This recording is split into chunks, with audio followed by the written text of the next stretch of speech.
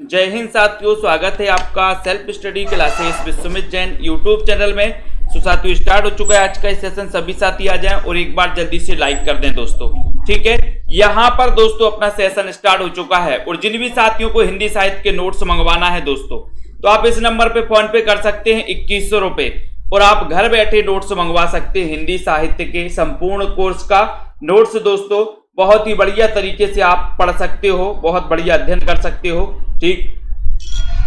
तो हमारे जितने भी साथी हैं जिन्होंने अभी तक वीडियो को लाइक नहीं किया है वो जल्दी से लाइक कर दें और आप दोस्तों दोस्तों ये जो नोट्स हैं इनको घर बैठे आप मंगवा सकते हैं। बढ़िया से नोट्स हैं और जिनको भी एडमिशन लेना है, निरंतर अभ्यास करना है, अध्ययन करना है, विस्तृत अध्ययन करना है, तो इस सेल्फ स्टडी क्लासेस का ऐप डाउनलोड कर लें दोस्तों, ठीक है।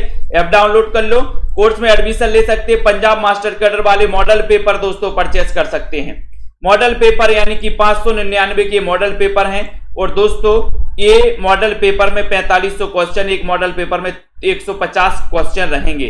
कुल मिला के 599 में 30 मॉडल पेपर रहेंगे और 2000 क्वेश्चन और एक्स्ट्रा इसमें रहेंगे आपके लिए टेस्ट देने के लिए, ठीक है। चलिए तो स्टार्ट करते हैं आज का ये सेशन दोस्तों। नोट्स में मैं आपको बता दूं कि जो आप नोट्स मंगवाएंगे उसमें आपको ये हिंदी भाषा, देवनागरी लिपि, ठीक है, हिंदी साहित्य इतिहास लेखन के स्रोत, आदिकाल, भक्तिकाल, रीतिकाल, भारतेंदु युग, द्विवेदी युग, छायावाद, प्रगतिवाद, प्रयोगवाद और ये साठोत्तरी कविता। तो ये फर्स्ट पार्ट में इतना आपका 15 चैप्टर रहेंगे फर्स्ट पार्ट में, ठीक है। और सेकंड पार्ट की बात करें तो सेकंड पार्ट में दोस्तों आपके ये चैप्टर रहेंगे: हिंदी गद्य का विकास, नाटक, कहानी, उपन्यास, निबंध, आलोचना, एकांकी, जीवनी, आत्मकथा, रिपोर्टाज, यात्रा, रेखा चित्र, संस्मरण, गद्य काव्य, डायरी, साक्षात्कार, हिंदी में प्रथम, हिंदी में विविध, पुरस्कार आदि, ठीक है, पत्र पत्रिकाएं और प्रमुख कथन, ये चैप्टर रहेंगे जो आप नोट्स मात्र 2100 रुपए में अपने घर पर मंगवा सकते हैं दोस्तों, ठीक है।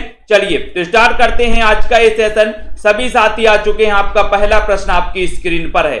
द्विवेदी युग को जागरण सुधार काल की संज्ञा किसने दी है? आपको चयन करना है और एक बार जल्दी से शेयर भी कर देना अपने मित्रों तक दोस्तों, फटाफट से। एक क्लास रोज रात्रि 9 बजे आपके लिए दोस्तों लाइव क्लास लाई जाती है। अब आपको यहां पर बताना है कि द्विवेदी युग को जागरण सुधार काल की संज्ञा आखिर दी किसने है। बहुत ही बढ़िया क्वेश्चन, ऐसे ही क्वेश्चन आपसे पूछे जाते हैं हमेशा, बताएं जल्दी से। तो बहुत सारे लोगों का कमेंट आ रहा है कि सर जो द्विवेदी युग को जागरण सुधार काल, अब यहां जागरण सुधार काल एक चीज बताओ कि अगर आपके घर में नांग घुस जाए, ये फण वाला जो नांग है वो आपके घर में घुस जाए, ये वाला, तो आप जागरण करोगे कि सो जाओगे? बोले सर हम तो जागरण करेंगे। अगर आपके घर में नांग आ गया कहीं से तो आप क्या करोगे? जागरण करोगे। तो जागरण सुधार काल कौन कहेगा? कौन कहेगा? डॉक्टर नगेंद्र कहेंगे। बोले सर नांग आ गया तो हम जागरण कर रहे, सोएंगे नहीं, ठीक है। और फिर अगला क्वेश्चन है, हिंदी को गवारू बोली किसने कहा? गवारू, बताइए किसने कह दिया गवारू बोली? फटाफट से बताना है और एक बार जल्दी से लाइक भी कर देना। सर सैयद अहमद खान ने, सर फ्रेडरिक पैक्ट ने, शिव प्रसाद सितारे हिंद ने, या फिर इनमें से कोई नहीं। यानी कि प्रश्न आपका 2 नंबर है। 2 नंबर में आपको जल्दी से बताना है। नीतू गुप्ता जी, पूजा देवी जी, पलविंदर हंस यादव जी ने उत्तर बता दिया, बहुत बढ़िया। कि सर इसमें आपको लगा देना है सर सैयद अहमद खान ने। ये क्वेश्चन कई बार आ चुका है कि हिंदी को गवारू बोली किसने कहा, तब आपका राइट सा आंसर हो जाता है गवारू बोली कहा है सर सैयद अहमद खान। यानी कि जो आपका 1 नंबर है, ये नंबर है, वो बिल्कुल सही हो जाता है, ठीक है। संदीप सिंह जी वेरी गुड, ठीक है। कविता संवर्धनी सभा के संस्थापक कौन थे? फटाक से बताएं, कविता संवर्धनी सभा के संस्थापक कौन थे? भारतेंदु जी थे, प्रेमघन थे, बालकृष्ण भट्ट थे, या फिर प्रताप नारायण मिश्र थे? ये कविता संवर्धनी सभा कई बार पूछा गया। Self study classes app download कर ले सभी साथी। जल्दी ही दोस्तों आपका न्यू बैच स्टार्ट होने वाला है, ठीक है, जल्दी स्टार्ट होने वाला है। तो सभी लोग अभी से एडमिशन ले लें। आपका न्यू बैच स्टार्ट होने वाला है 15 अप्रैल से। 15 अप्रैल से आपका एक नया बैच चालू होने वाला है। तो जिनको भी एडमिशन लेना है अभी से एडमिशन ले लें। नया बैच यानी कि जिसमें आपको शुरुआत से पढ़ने को मिलेगा, ठीक है। मात्र 1500 रुपए में आप 12 महीने दोस्तों अध्ययन कर सकते हैं, पढ़ सकते हैं, ठीक है। तो 15 अप्रैल से नया बैच कविता संवर्धनी सभा 3 नंबर में आपसे पूछा गया है और आपका उत्तर है सर भारतेंदु लगा दो, यानी कि ये नंबर आपका बिल्कुल सही हो जाएगा। ठीक है, बहुत बढ़िया। अगला क्वेश्चन आता है यहां पर, उत्तर भक्तमाल के रचनाकार कौन है, ये आपको बताना है। बहुत ही अच्छा क्वेश्चन है। उत्तर भक्तमाल बताना ग्रियर्सन है, रामचंद्र शुक्ल है, रामकुमार वर्मा है, या फिर भारतेंदु है। जल्दी से बताना है, फटाक से बताइए उत्तर भक्तमाल के रचनाकार कौन माने जाते हैं। राइट आंसर चयन करिए जल्दी से। आपने भक्तमाल पढ़ा 1585 में, ठीक है। उत्तर भक्तमाल भी दोस्तों ये रचना लिखी गई, ठीक है। अब इसके रचनाकार कौन माने जाते हैं, तब आपका राइट आंसर यहां पर क्या हो रहा है, उत्तर भक्तमाल के। और बिल्कुल सही आंसर लगाया आपने कि सर ये भारतेंदु जी ने लिखी है, यानी कि आपका जो डी नंबर है, डी नंबर आपका बिल्कुल सही हो जाएगा। डी नंबर आपका राइट आंसर हो जाएगा। रामस्वरूप चतुर्वेदी रासो शब्द की उत्पत्ति किससे मानते। बहुत अच्छा क्वेश्चन। 5 नंबर के क्वेश्चन में competitive Hindi Y Ravi sir, बताइए जल्दी से। 5 नंबर, रामस्वरूप चतुर्वेदी रासो शब्द की उत्पत्ति किससे मानते हैं, ये आपको बताना है। रितेश मौर्य जी जल्दी से बताओ। दीपिका जी ने बताया कि भक्तमाल की टीका लिखी थी प्रिया दास ने, बिल्कुल सही है। तो बताओ यहां पर रामस्वरूप चतुर्वेदी रासो शब्द की उत्पत्ति किससे मानते हैं। बहुत ही अच्छा क्वेश्चन है नीतू गुप्ता जी। 5 नंबर का क्वेश्चन है, और 5 में बहुत सारे लोगों ने बताया है कि सर जो रामस्वरूप चतुर्वेदी हैं इन्होंने राउस से माना है, राउस से ये रासो शब्द की उत्पत्ति। और मैंने आपको ट्रिक से पढ़ाया है दोस्तों पूरा का पूरा कि राउस से किसने माना है, रासो से किसने माना है, राजयस से किसने माना, राजसूय और रासक से किससे माना है। तो ये मैंने आपको ट्रिक भी बताई है। तो जिन भी साथियों को दोस्तों ट्रिकी नोट्स मंगवाना है, जिसमें आपके लिए महत्वपूर्ण ट्रिकों का भी समावेश किया गया है, जगह जगह पर जहां जैसी उपयुक्त ट्रिक निकली है तो वहां पर ट्रिकों का भी समावेश किया गया है। तो रामस्वरूप चतुर्वेदी रासो शब्द की जो उत्पत्ति मानते वो राउस से मानते, यानी कि आपका ये नंबर बिल्कुल सही है। कृषक क्रंदन एक किसकी रचना है। 6 नंबर का क्वेश्चन है, जल्दी बताइए। स्वानु KM जी, बिल्कुल भक्त नामावली ध्रुवदास की रचना है। बहुत बढ़िया आंसर बताया भक्त स्वानु जी ने।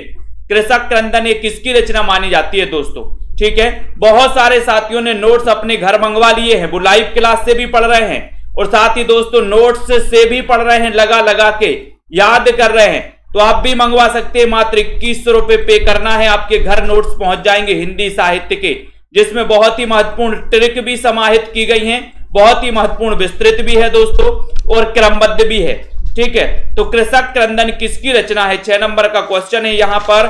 और 6 में आपका उत्तर बोला कृषक का क्रंदन गया, कृषक का क्रंदन अब गया, गया से गया प्रसाद शुक्ल शनेही, यानी कि आपका जो ए नंबर है वो बिल्कुल सही है, ठीक है। बहुत बढ़िया, बहुत बढ़िया, ठीक है। अगला क्वेश्चन आते हैं यहां पर, प्रेम राज्य काव्य के लेखक कौन है। प्रेम राज्य काव्य के लेखक कौन है। करिश्मा जी अगर पहले करा चुके हैं तो फिर से भी पढ़ना चाहिए, ऐसा नहीं है कि अगर एक बार पढ़ा तो आप दोबारा नहीं पढ़ेंगे, पढ़ना चाहिए, ठीक है। और प्रेम राज्य काव्य के लेखक कौन है, आप तब सही है जब आप पहले पढ़ चुके हैं और आपका एक भी प्रश्न गलत ना हो, तब तो बहुत अच्छी बात है। और अगर गलत हो रहे हैं तो पहले का पढ़ना कोई नहीं है और एक बार पढ़ना नहीं। सेल्फ स्टडी क्लासेस का दोस्तों एक ही नारा है, एक पुस्तक को 50 बार पढ़ना है, 50 पुस्तकों को एक बार नहीं पढ़ना है, ठीक है, समझ गए। प्रेम राज्य काव्य के लेखक कौन है ये आपको बताना है। ये प्रश्न क्रमांक 7 नंबर का क्वेश्चन है, प्रेम राज्य, ठीक है। बोले जय शंकर, जय शंकर। बोले सर अगर जय शंकर की सभी लोग पूजा करेंगे प्रसाद खाएंगे तो प्रेम राज्य दोस्तों हो जाएगा, है ना। प्रेम राज्य, राज्य में प्रेम फैल जाएगा, ये नंबर सही है। 1889 में जिनका जन्म हो जाता है, छायावाद के जो प्रवर्तक माने जाते हैं, ये भी अपन को याद कर लेना है। बलजीत जी बिल्कुल सही है। अवध का किसान कवि किसे कहा जाता है। प्रश्न क्रमांक 8 का उत्तर, अवध का किसान कवि किसे कहा जाता है, ये आपको बताना है। बिल्कुल बार बार अध्ययन करना चाहिए, बार बार अध्ययन करोगे बहुत सारी चीजें हैं जो आपकी अच्छी और क्लियर होती जाती हैं। अवध का किसान कवि किसे कहा जाता है, त्रिलोचन को, मुक्तिबोध को, अज्ञे को, या फिर नाथुराम शर्मा शंकर को, ठीक है। ये आपको राजेश चौधरी जी बताना है, 8 नंबर का क्वेश्चन बताना है।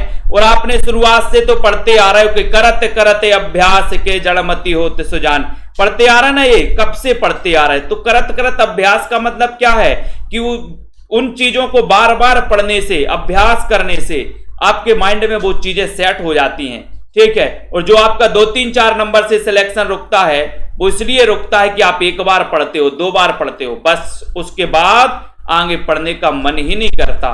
तो यहां पर अवध का किसान कवि किसे कहा जाता? 8 नंबर का क्वेश्चन कहा जाता है त्रिलोचन। अब त्रिलोचन का वास्तविक नाम आपको बताना है। देखो रितेश जी बता रहे पहले से कि सर आप तो पूछने ही वाले हो, ये है ना, समझने लगे हैं अब तो सब लोग, ठीक है। तो इनका वास्तविक नाम है वासुदेव सिंह, यानी कि आपका जो ए नंबर है वो बिल्कुल सही उत्तर हो जाएगा।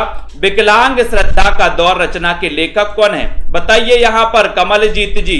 अब बताओ, ये नंबर लगा दो, अब बताइए जल्दी से, फटाफट से एक बार लाइक कर दो, शेयर भी कर दिया करो अपने मित्रों तक। जिन भी साथियों को कोर्स में एडमिशन लेना है 15 अप्रैल 2022 न्यू कोर्स आपका न्यू बैच स्टार्ट होने वाला है दोस्तों, ठीक है। तो न्यू बैच में जिसको भी एडमिशन लेना और पढ़ना है शुरुआत से तो आप पढ़ सकते हो, मात्र 1500 में 12 महीने के लिए दोस्तों रेगुलर। विकलांग श्रद्धा का दौर 9 नंबर का क्वेश्चन है और आपने बताया कि सर हरिशंकर परसाई लगा दो। विकलांग श्रद्धा के दौर में हमने परसाई की है, बोले सर श्रद्धा के दौर में हमने क्या की है? परसाई की है, परसाई, ठीक है। सी नंबर प्रगतिशील साहित्य के मानदंड, इसके लेखक कौन है? 10 नंबर का क्वेश्चन, प्रगतिशील साहित्य के मानदंड के लेखक कौन माने जाते हैं? बहुत ही अच्छा क्वेश्चन पूछा गया यहां पर।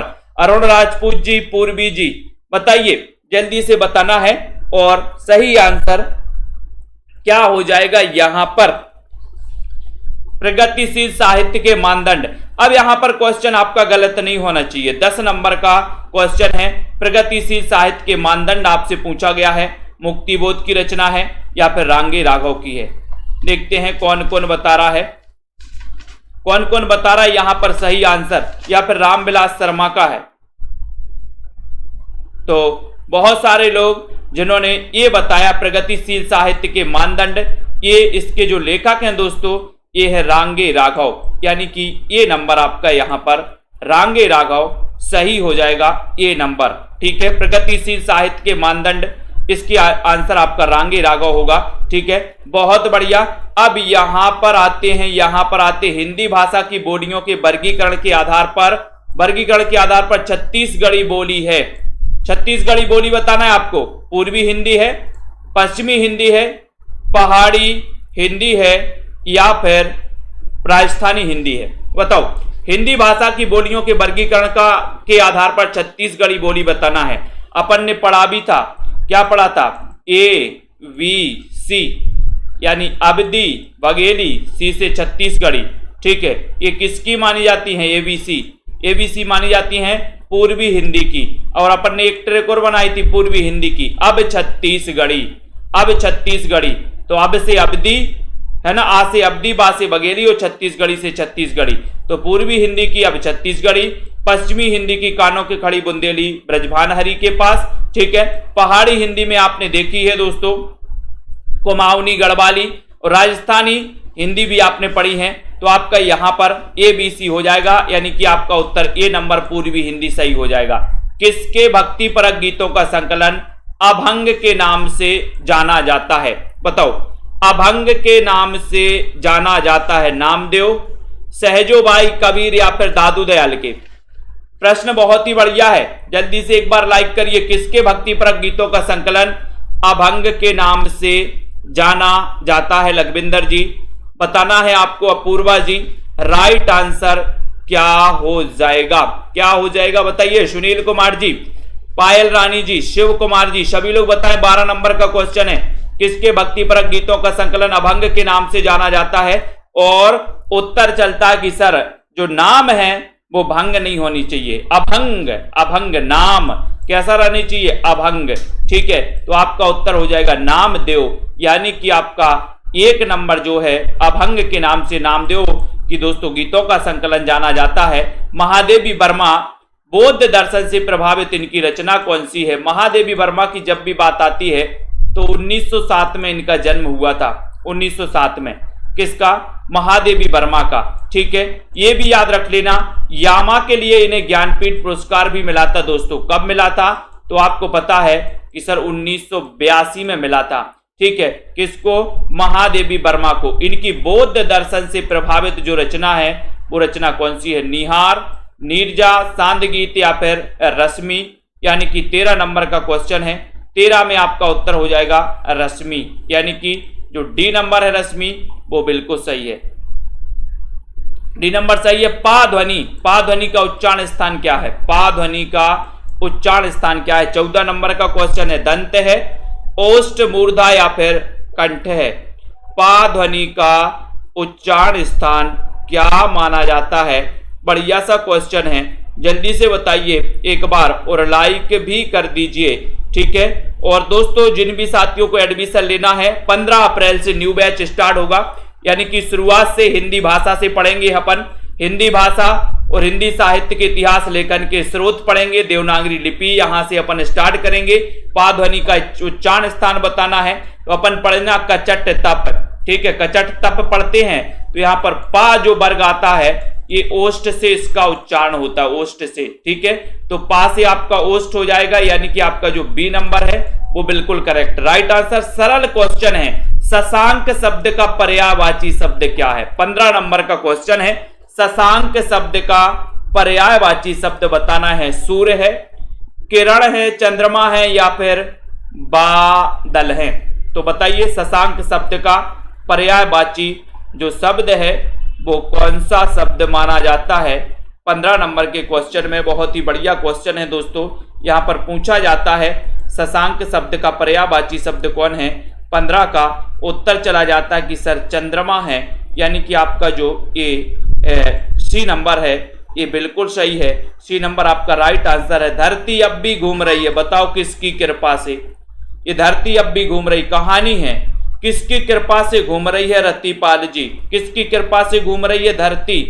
ज्ञान रंजन की कृपा से, विष्णु की कृपा से या फिर यशपाल की? किसकी कृपा से? अपन ने पढ़ा भी था, बताएं। लाइक करना है यहां पर। सीमा जी, दीपिका जी बताइए 16 नंबर के क्वेश्चन में धरती अब भी घूम रही है। बहुत ही अच्छा क्वेश्चन है, बहुत ही बढ़िया क्वेश्चन पूछा गया और लगभग सभी से बनागा कि सर विष्णु की कृपा से धरती अब भी घूम रही है, यानी विष्णु प्रभाकर। हिंदी का प्रथम ज्ञानपीठ पुरस्कार किस कवि को मिला? बहुत अच्छा क्वेश्चन। 17 नंबर का क्वेश्चन है ना, ये आपको बताना था। एक क्वेश्चन पूछा गया था कि हिंदी का प्रथम ज्ञानपीठ पुरस्कार किस रचना को मिला? एक बार ऐसा पूछा गया था। अब आपसे पूछ लिया गया कि हिंदी का प्रथम ज्ञानपीठ पुरस्कार किस कवि को मिला और किस रचना के लिए मिला? किरण गुप्ता जी, ये भी आपको बताना है। बताइए। नेहा जी, राइट आंसर यहां पर क्या हो जाएगा? आशा कुमावत जी, सभी लोग बताएंगे हिंदी का प्रथम ज्ञानपीठ पुरस्कार किस रचना के लिए मिला है। बहुत ही बढ़िया क्वेश्चन आपसे पूछा गया है और सभी लोगों ने बताया कि सर वो रचना थी चिदंबरा। ठीक है, चिदंबरा रचना थी, चिदंबरा। और दोस्तों इसके लिए सबसे पहले 1968 में ये पुरस्कार मिला और ये रचना किसकी थी? सुमित्रा नंदन पंत की, जिनका जन्म हुआ था 1900 ईस्वी में, है ना। कोसानी अल्मोड़ा में इनका जन्म हुआ था दोस्तों, उत्तराखंड में, यानी कि आपका जो बी नंबर है वो बिल्कुल सही है। सुजान विनोद के रचनाकार कौन है? जल्दी से बताइए। सुजान विनोद इसके रचनाकार कौन माने जाते हैं? एक बढ़िया सा क्वेश्चन आपसे पूछा गया। लाइक कर दीजिए सभी साथी, मित्रों को शेयर जरूर कीजिएगा दोस्तों। इतने अच्छे प्रश्न आपसे पूछे जाते हैं, यहाँ पर इतने बढ़िया से प्रश्न पूछे जाते हैं। क्वेश्चन पूछा गया सुजान को विनोद, बताओ। अब सुजान आपने नाम सुना होगा कि घनानंद की प्रेमिका का नाम सुजान था। घनानंद की प्रेमिका का नाम क्या था? सुजान। अब सुजान विनोद के रचनाकार कौन है? ये क्वेश्चन पूछा और मैंने आपको याद भी करवाया। देखो बहुत सारे लोग ए लगा रहे हैं, कुछ लोग डी लगा रहे हैं। देखते हैं कौन कौन 18 नंबर में सही बता रहे हैं। कैसे याद किया था? ट्रिक याद है क्या आप लोगों को? सुजान को विनोद देव, सुजान को विनोद देव। तो ये देव, जिनका वास्तविक नाम देवदत्त था, जिनका जन्म हुआ था इटावा, इटावा से संबंधित हैं ये देव। ठीक है, रीति काल के रीतिबद्ध काव्यधारा के कवि माने जाते हैं देव। देव याद रख लेना। इन्होंने 34वां एक के दोस्तों संचारी भाव माना था, वो था क्या? छल। छल नामक 34वां संचारी भाव किसने माना? ये क्वेश्चन कई बार आया, तो देव कवि ने। ठीक है, आधुनिक काल के गोरखनाथ किससे कहा जाता? बहुत अच्छा क्वेश्चन है। 19 नंबर का क्वेश्चन है दोस्तों। बताइए आधुनिक काल के गोरखनाथ किसे कहा जाता है? बताएं जसपाल जी, सोनू जी। राइट आंसर यहां पर सिमरपाल सिंह जी। 19 नंबर का क्वेश्चन है और बहुत ही बढ़िया क्वेश्चन है, ये आपको बताना है। बताइए त्रिगुणायत जी। और यहां पर 19 नंबर के क्वेश्चन में आपसे पूछा गया और आपका उत्तर है कि सर जिनका जन्म हुआ था 1897, कुछ विद्वान 99 मानते हैं, महिषादल मेदिनीपुर में, वो थे ऐसे सूर्यकांत त्रिपाठी निराला। ठीक है, ये भी याद कर लेना, यानी कि बी नंबर इनका सही हो जाएगा। इन्हें आधुनिक काल का गोरखनाथ कहा जाता है, निराला जी को। सहजता का कवि किसे कहा जाता? बहुत ही अच्छा क्वेश्चन है, सहजता। बताइए तो यहां पर 20 नंबर का क्वेश्चन, और मैंने आपको याद भी करवाया है कई बार, ट्रिक से भी याद करवाया है। कुमारी नेहा जी बताइए यहां पर राइट आंसर आपका क्या हो जाएगा? सृष्टि ठाकुर जी। प्रश्न क्रमांक 20 है और आपने याद किया था कि सर भवानी का प्रसाद सहज में नहीं मिल पाता, सहज में नहीं मिलता है ना। भवानी के प्रसाद के लिए बोले सर तपस्या करनी पड़ती है। भवानी का प्रसाद चाहिए तो तपस्या करिए, सहज में नहीं मिलेगा भवानी का प्रसाद। तो सहज से सहजता का कवि, और वो कहा जाता है भवानी प्रसाद मिश्र को। कोई बताएगा इनका जन्म कब हुआ था? देखते हैं कौन बता रहा है। मैंने कई बार याद करवाया है।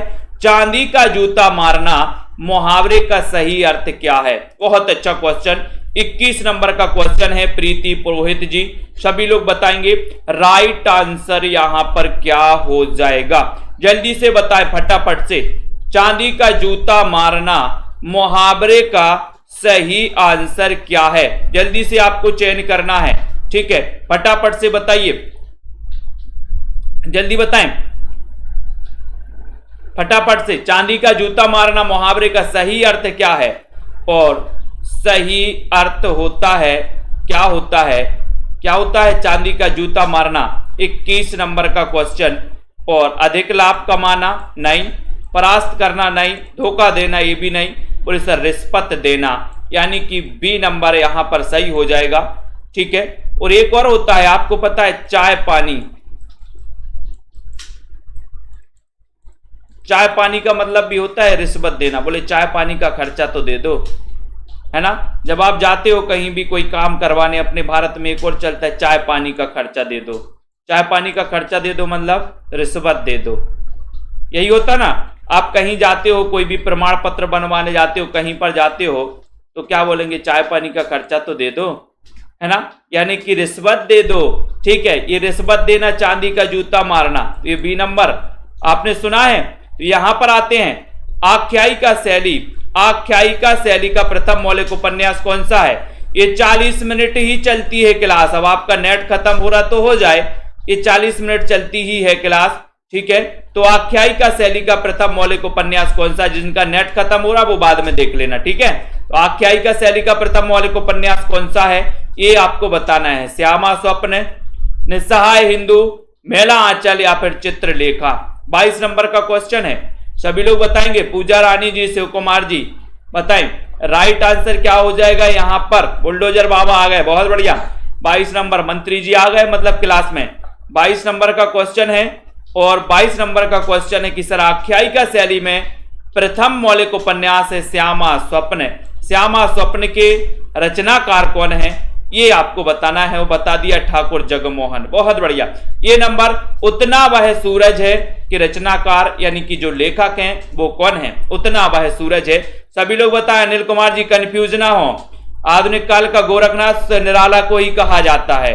ठीक है, आधुनिक काल का कबीर नागार्जुन को कहा जाता है। प्रश्न क्रमांक 23 नंबर का क्वेश्चन है, उतना वह सूरज है रचना के लेखक कौन है ये आपको बताना है। जल्दी से बताइए।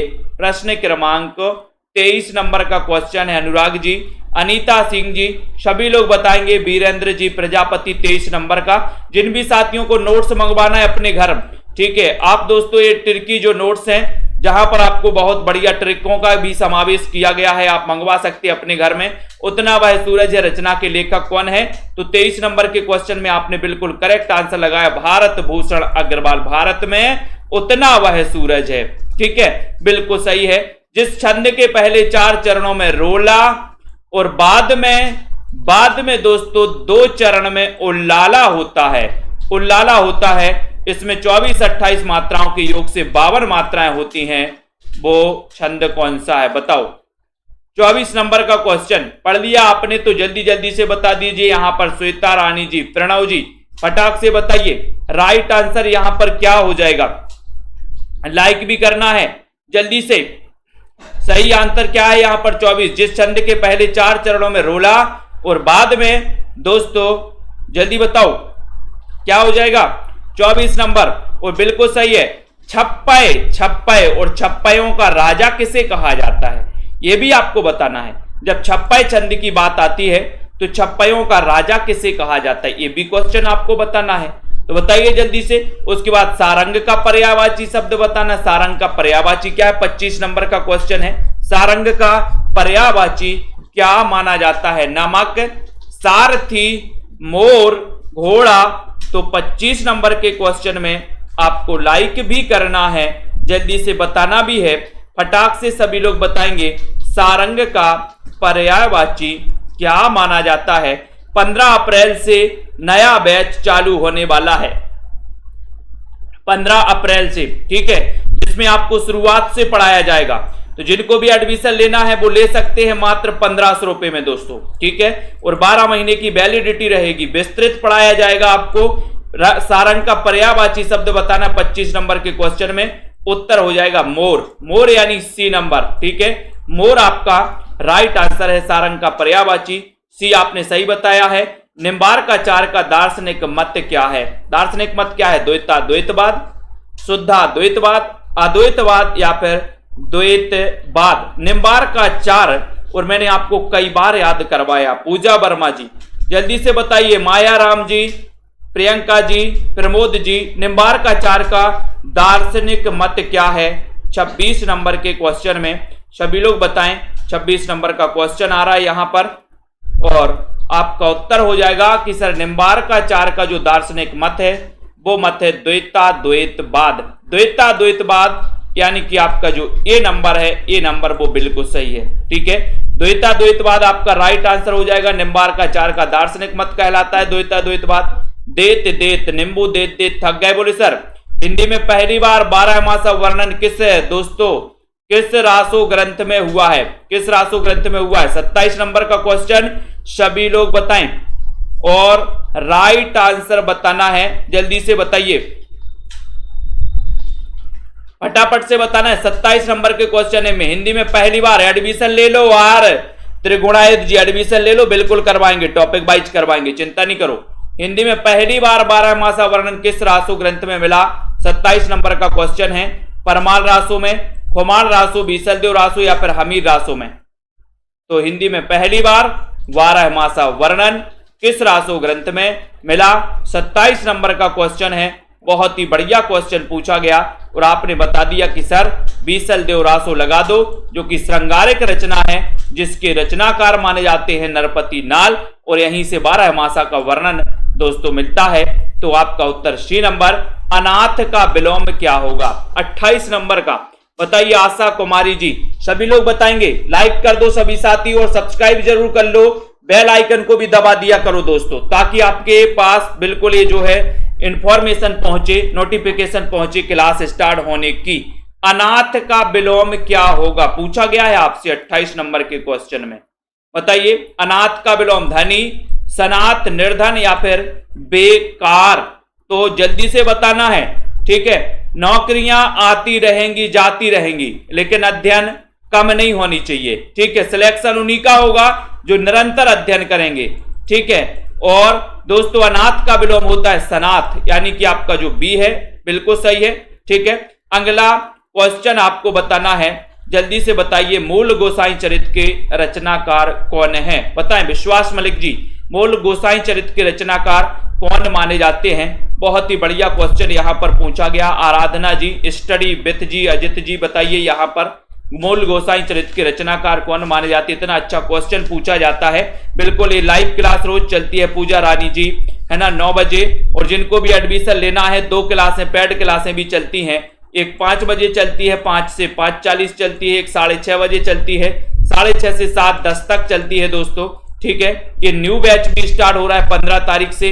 न्यू बैच यानी कि शुरुआत से 1500 में 15 तारीख से पढ़ने को आपको मिलेगा 12 महीने तक। ठीक है, मूल गोसाई चरित्र के रचनाकार वेणी माधव दास।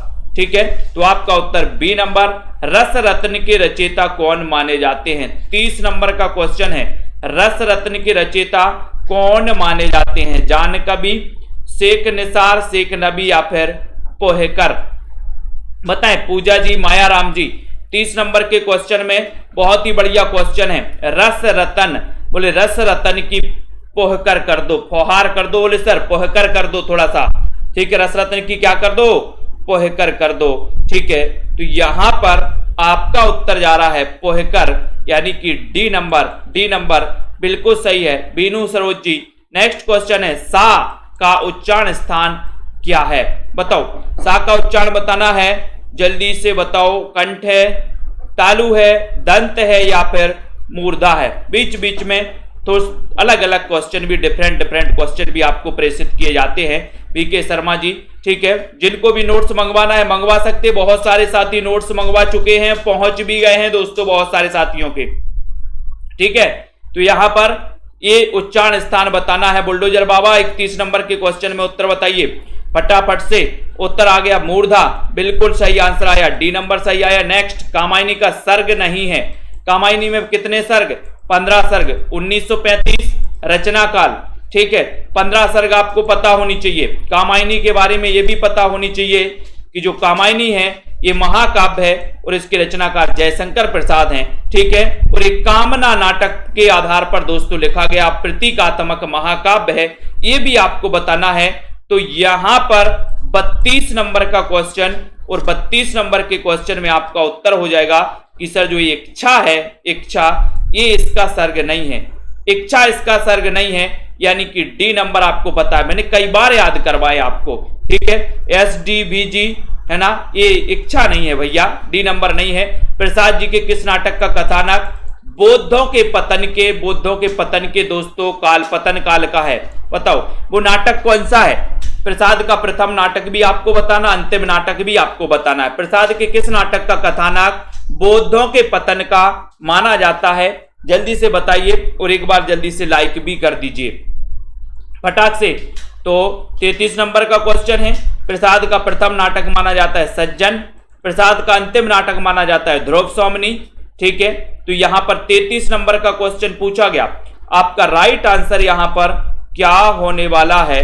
और सभी लोग बता रहे हैं यहां पर, जल्दी से बताओ कौन सा है अंतिम नाटक? सॉरी, बौद्धों के कथानक का जो नाटक है वो है दोस्तों कौन सा? विशाख। विशाख है, यानी कि डी नंबर सही है। चंद्रगुप्त नाटक की नायिका कौन है? बताओ।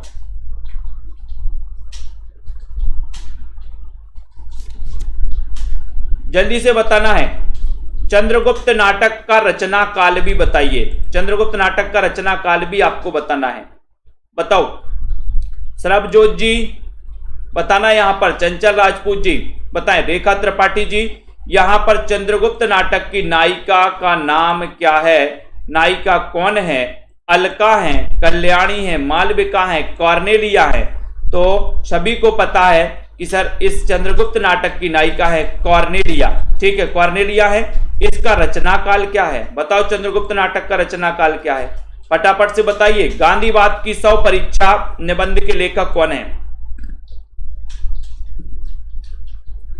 35 नंबर का क्वेश्चन है, जल्दी से बताना। गांधीवाद की 100 परीक्षा ये निबंध किसका है? गांधीवाद की 100 परीक्षा पूछा गया है, निष्ठा त्रिवेदी जी बताएं। Gaurav Kumar ji 35 number DCP classes, जल्दी बताओ 35 नंबर में गांधीवाद की 100 परीक्षा निबंध किसका है? बहुत ही बढ़िया क्वेश्चन पूछा गया और 35 नंबर में आपका उत्तर चला गया कि सर गांधीवाद की 100 परीक्षा यानी कि ये जो निबंध है ये निबंध यशपाल का है। यशपाल के बारे में आपने पढ़ा होगा। डी नंबर आपका बिल्कुल सही है। डी नंबर जिन्होंने भी लगाया उनका आंसर सही है। लहू पुकारे आदमी कहानी के कहानीकार कौन है? लहू पुकारे आदमी। जितने भी साथी हैं शेयर जरूर किया करें दोस्तों। सेल्फ स्टडी क्लासेस से एक बार जुड़ जाएं, मन नहीं करेगा आपका कभी। एसएम हिंदी साहित्य अकेडमी आपका कभी मन नहीं करेगा कि सेल्फ स्टडी क्लासेस को छोड़ें। आपको ऐसा लगेगा अगर जिस दिन क्लास अटेंड नहीं करोगे, ऐसा लगेगा कि आज कुछ अधूरा अधूरा है दोस्तों।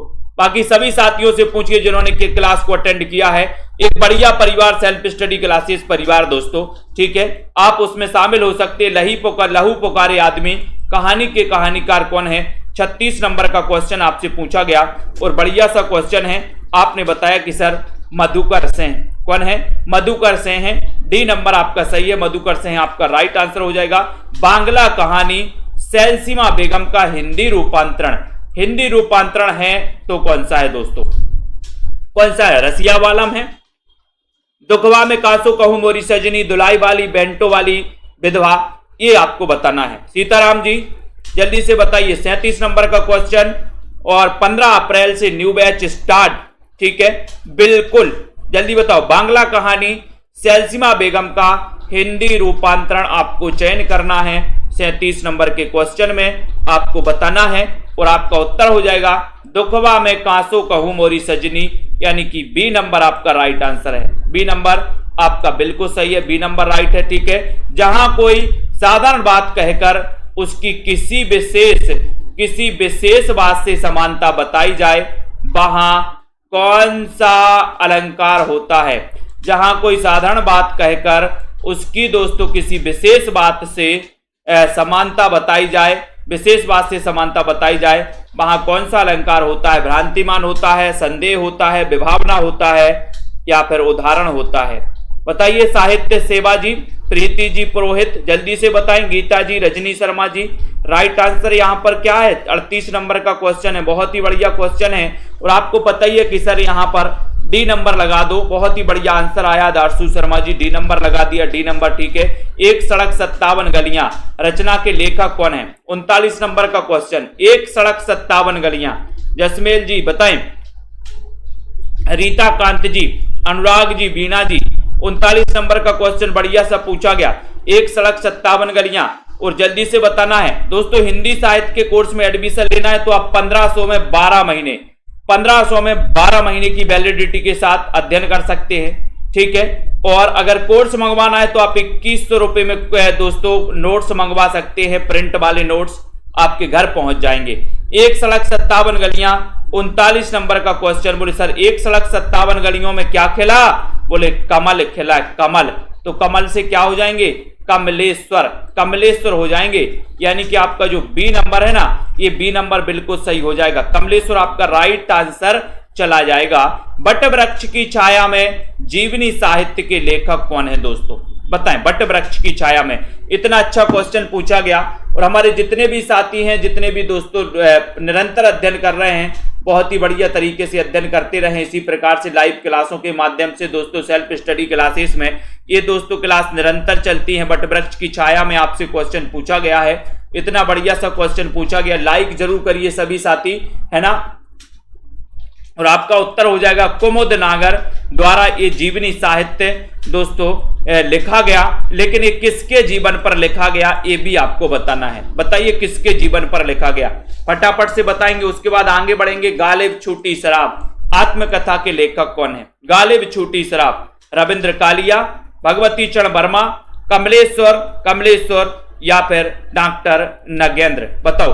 गालिब छूटी शराब इस आत्मकथा के लेखक कौन माने जाते? 41 नंबर का क्वेश्चन है, जल्दी से बताना है, फटाफट से बताइए जल्दी से। सिमी टंडन जी संपर्क कर सकते, नीचे नंबर लिखा है। गालिब छूटी शराब इसके आत्मकथा के लेखक कौन है? 41 नंबर का क्वेश्चन है। बढ़िया सा यहां पर प्रश्न आपसे दिया गया है। और गालिब छूटी शराब, तो बताओ उत्तर क्या हो जाएगा? जब कालिया बन जाती है ना, कालिया कौन?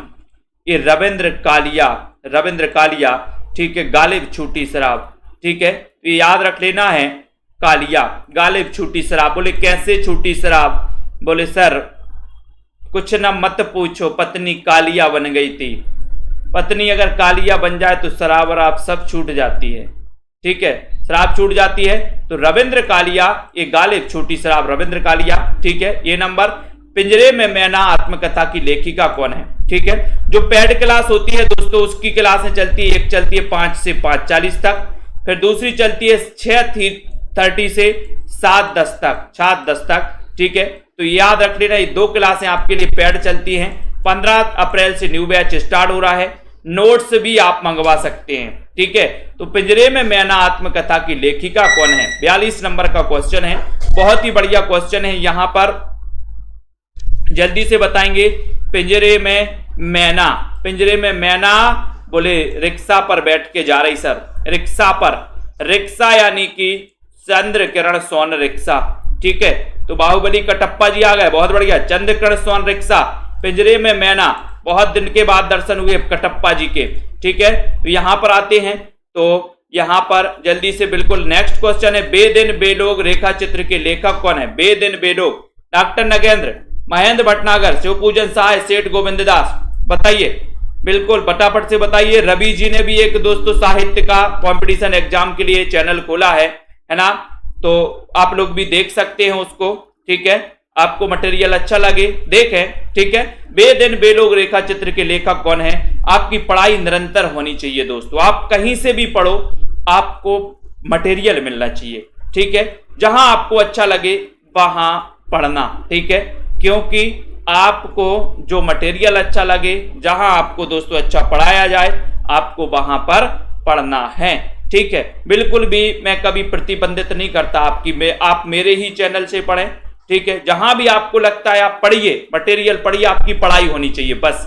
ठीक है, बेदिन बेलोग, बोले सर बेदिन बेलोग एक क्वेश्चन पूछा गया था अभी दोस्तों। बेदिन बेलोग क्या करते हैं? शिव की पूजन करते हैं। शिव की पूजन यानी शिव पूजन सहाय, यानी सी नंबर, शिव पूजन सहाय आपका सी नंबर बिल्कुल सही है। ठीक है, बहुत बढ़िया। नेक्स्ट देखते हैं, वाक्यम रसात्मकम काव्यम, ये कथन किस ग्रंथ का है? ग्रंथ का नाम बताना है, उस ग्रंथ के रचनाकार कौन है ये भी आपको बताना है। जल्दी से बताइए, फटाफट से बताना है और लाइक भी कर देना है जल्दी से। कभी भी कर सकते हैं, सिमी टंडन जी कभी भी कर सकते कांटेक्ट। ठीक है, बताइए यहां पर वाक्यम रसात्मकम काव्यम यह कथन किस ग्रंथ का है? 44 नंबर का क्वेश्चन है, ये आपको बताना है। जल्दी जल्दी बताएं, 44 नंबर का क्वेश्चन है और लाइक जरूर करिए। लाइक में दोस्तों बने रहना है यहां पर, और आपका उत्तर होगा कि सर ये जो वाक्यम रसात्मकम काव्यम है ये साहित्य दर्पण से लिया गया ये दोस्तों कथन है। और ये कथन, ये जो ग्रंथ है ये विश्वनाथ का है। किसका है? विश्वनाथ का है। पढ़ा है आप लोगों ने, सी नंबर करेक्ट आंसर। करुण रस का स्थायी भाव, करुण स्थायी भाव का नाम क्या है? मतलब करुण रस का स्थायी भाव क्या है? सीधा सीधा क्वेश्चन ये है, करुण रस का स्थायी भाव बताना है आपको। आपको करुण रस के जो है स्थायी भाव पता होनी चाहिए सभी, सॉरी स्थायी भाव जितने भी हैं वो सभी को पता होनी चाहिए। विकास भारती जी बताओ करुण रस का स्थायी भाव क्या है? 45 नंबर का क्वेश्चन है और बढ़िया सा क्वेश्चन यहां पर पूछा गया है। सृष्टि ठाकुर जी, तनु जी, साहित्य सेवा जी, उपमा चौधरी जी, इतना अच्छा क्वेश्चन। करुण रस का स्थायी भाव अपने सभी साथियों को बता दें कि 15 तारीख से न्यू बैच स्टार्ट कर रहे हैं अपन, 15 अप्रैल से। ठीक है, तो करुण रस का स्थायी भाव, उसके पहले दोस्तों आप लोग एडमिशन ले लें 45 नंबर का क्वेश्चन में। और आपको पता है कि सर करुण का स्थायी भाव है शोक। ठीक है, जिनमें से दोस्तों आपके एक दो ऐसे दोस्तों रस हैं जिन्हें आपसे पूछे जाते हैं। संतोष जी, ठेस शब्द क्या है? ठेस संकर शब्द है, तत्सम है, तद्भव है या फिर देशज है? 46 नंबर का क्वेश्चन है। ठेस शब्द के बारे में आपको बताना है, ये ठेस शब्द है तो क्या है? कमलाकांत जी, पूनम जी बताइए, अरुण जी, सभी लोग बताएंगे। विकास भारती जी, रतिपाल जी, लाइक कर देना है। सीताराम मीना जी, जाहिद अली जी, सभी लोग बताएं।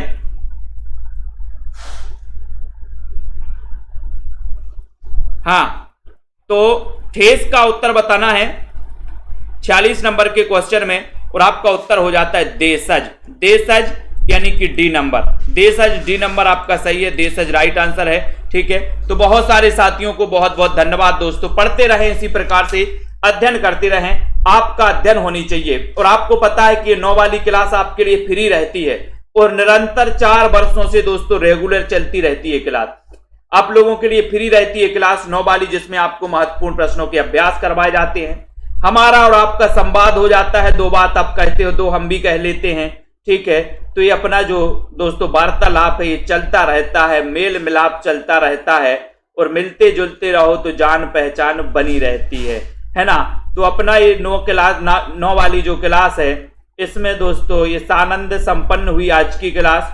पढ़ते रहो, अध्ययन करते रहो, मिलते रहो, मिलाते रहो, अपने सभी साथियों को बताते रहो, सेल्फ स्टडी क्लासेस इस परिवार को बढ़ाते रहो, ठीक है। इसी प्रकार से प्रमोद जी, अनिल कुमार जी, रिया शर्मा जी, बहुत सारे हमारे साथी हैं, है ना, जिनको तो ये लगता है कि सर हमें और दूसरी क्लास अच्छी ही नहीं लगती, है ना।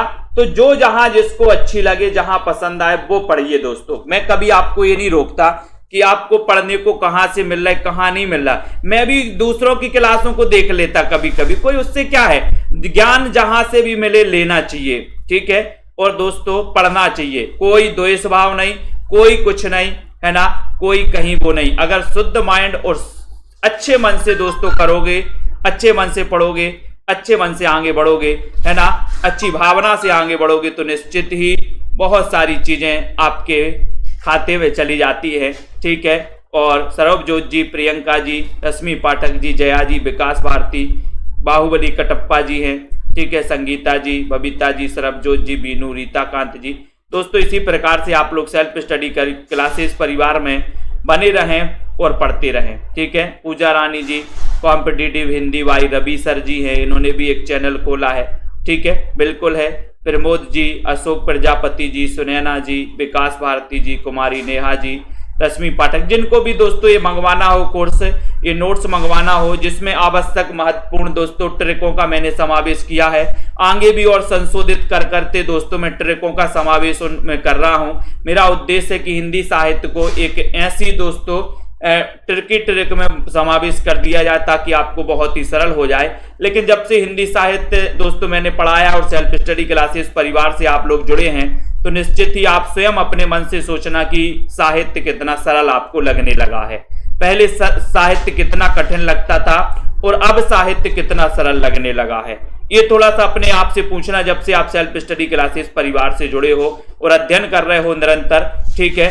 तो बिल्कुल सभी साथियों को धन्यवाद। और दोस्तों जुड़े रहें, 15 तारीख से न्यू बैच स्टार्ट कर रहे हैं, ठीक है। जिनको भी एडमिशन लेना है आप 1500 में 12 महीने के ले सकते हैं, ठीक है। तो बहुत बढ़िया, धन्यवाद। संदीप सिंह जी, जय हिंद।